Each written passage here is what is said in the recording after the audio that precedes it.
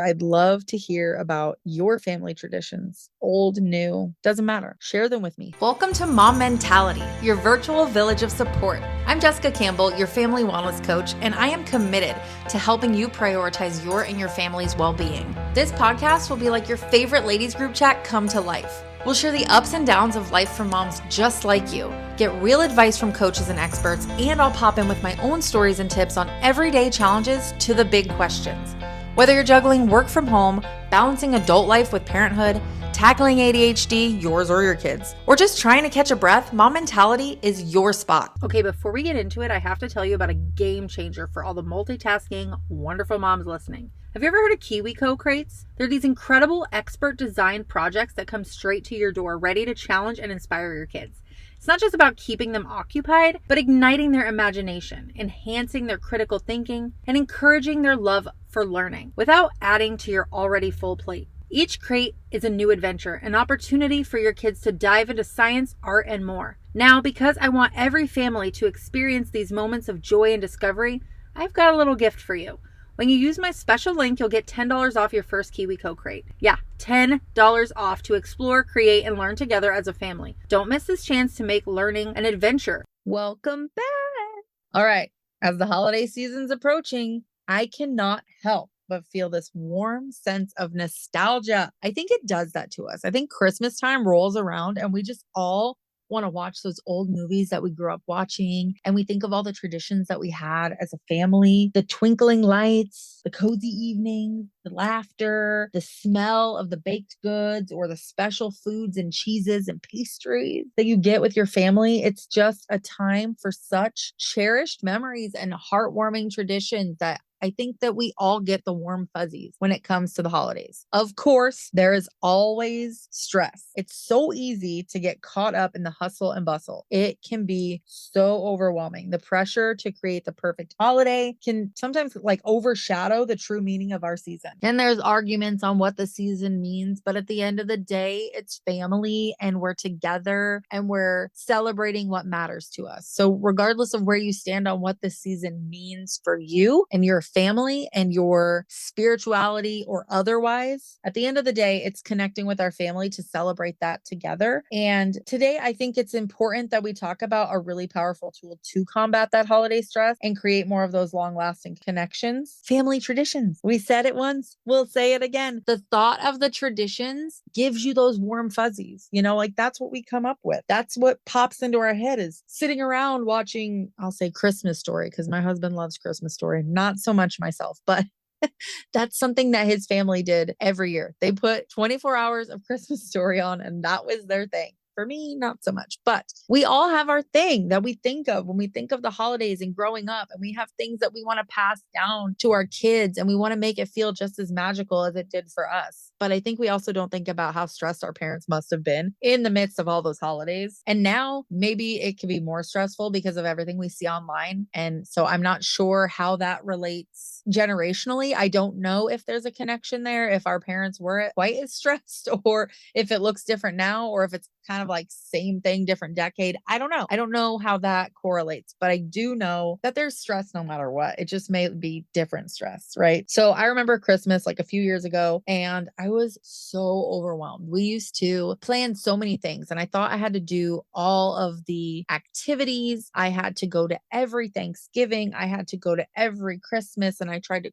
cram everything in at once and it just made me exhausted. And then adding kids on top of that, I had like an endless to-do list. I was just like struggling to keep up with everything. And every single day that went by, I realized after all of this time, it wasn't about me. It was about what everyone else expected of me. They expected me to be at their holiday. They expected me to get the biggest gift for them or whatever. When I was a broke college student, like not everybody, but I was taking in these thoughts of like what other people's Christmases looked like, what the people around me were expecting from me. And then even if I was struggling and I knew I couldn't keep up with the same precedent I had set, I didn't want to say that. So then I tried to keep up. And I actually, if we're going to be vulnerable, when I was like, I don't know, 19 or something, I wanted so bad to make everybody happy and have this big, beautiful Christmas that I actually went into debt on credit cards and then couldn't pay my credit cards. And it became this huge, like extravagant thing that it should never have been. So take note there. Do not get credit cards for Christmas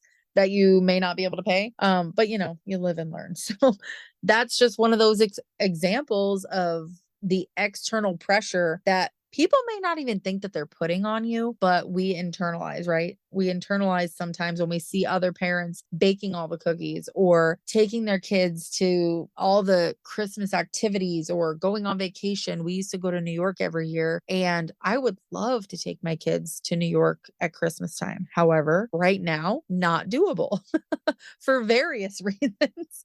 And so, everyone's got a different tradition. And then sometimes we think that our traditions aren't as good as their traditions because theirs look different. And, we can be really hard on ourselves when it comes to that, especially with all of the social media. And so for myself, I realized that that's where that was all coming from. The perfect decorations, the big fancy meals, like I said, the baking of all the cookies, the specialty, everything. And I started really just neglecting what actually mattered, which was the quality time with my family and the kind of slowness. I started embracing slowing down my holidays within the last few years. And it has been so good because now I actually can enjoy the holidays. And I think my family enjoys them more because we're not just run ragged. I think like Home Alone when they're trying to like run to the airport, like wants that kind of stress. And then you leave a kid behind. Like that's just not cool. Nobody wants that. And if you do, like, I don't know, I guess you're just like a masochist or something. I don't know what to tell you with that. So after I started doing some of that reflecting, I decided I definitely needed to simplify. Like I said, I slowed down, I scaled back. I say on decorations, however, I'm still building up my decorations, but I don't add the pressure to myself, right? I'm still a young parent. We're still building up those collections of things. I've always dreamt of decorating my house to look like a gingerbread house, and I will have that someday. Y'all wait, you're going to see it on my Instagram or whatever social media happen or is happening at the time. It will come. Wait for it. We're slowly adding to our collection of decorations, which is totally fine. And they're not the perfect decorations. Some of it's Dollar Tree stuff, but we enjoy the process of making decorations also. So for us, that is a tradition. We go to Dollar Tree and we make different decorations, and we may toss them this year because they don't last that great, but it's fun for us to make the stuff and switch it up each year. This year I have green velvet ribbon on all of my cabinets in the kitchen. And then I went to Dollar Tree and got the like wired garland and made tiny wreaths to put on those ribbons with like a little red sparkly bow. And it looks so cute and it brings me so much joy. And it was hella cheap and I can still enjoy it. And then next year when I decide to switch up my colors yet again, because every year I pick a different color for like the ribbon and the tree, I'll just pick a different one.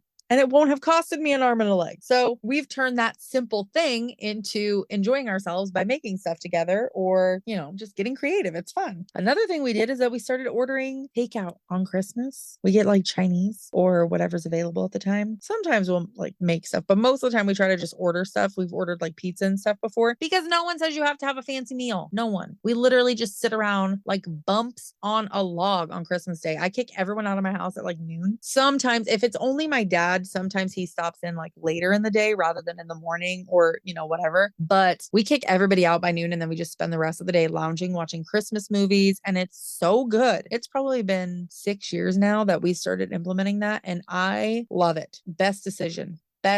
We do our Christmas stuff Christmas Eve. Well, we used to have my sister come for Christmas Eve. Now she lives like a couple hours away. So things might look a little different and they kind of shift a little bit, but we make sure to intentionally space our things out so that we have the time to not be stressed out and not feel pressured and on the go too much. And it honestly, it also helps the kids. When my kids are not stressed out and they feel like they can just take a load off, my holidays go so much better. There are so many less tantrums when we're not all run ragged. We just sit back, we enjoy each other's company.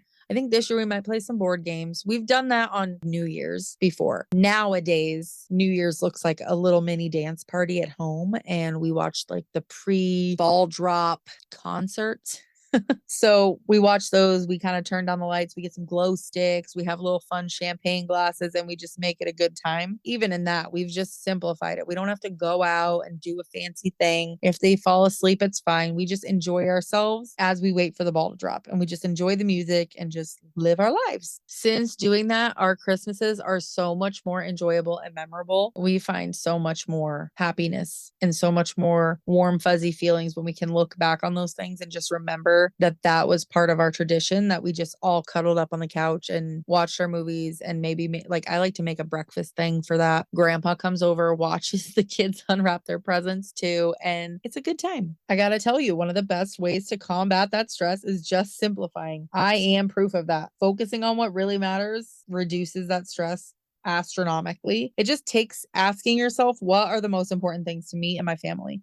Everybody's family is different. You might have different values, and that's okay. But finding what you truly value as a family and what fills your cup rather than takes from it. It could be spending quality time together. It could be sharing a meal. It could be giving back to the community. I know that there's been some families that have gone to soup kitchens on the holidays and, served homeless. That's amazing. It doesn't have to look like everybody else's. And actually, I have such a funny story. So we were in class one day and we were talking about AI stuff and how there's an AI that can turn your like notebooks and your PDFs into a podcast. So you don't have to read it and you can listen to it. And so we decided to test it out and just see like what it would do if we just plugged in like our Thanksgiving meals and what we were going to do over Thanksgiving. So we had a couple of the students give us some feedback. One said they were watching a kitten for their friend. One, we had a couple people say that these are the things that they were excited for. And I plugged it in and pasted the text. So it was literally like, I'm going to watch a kitten, whatever, whatever. And then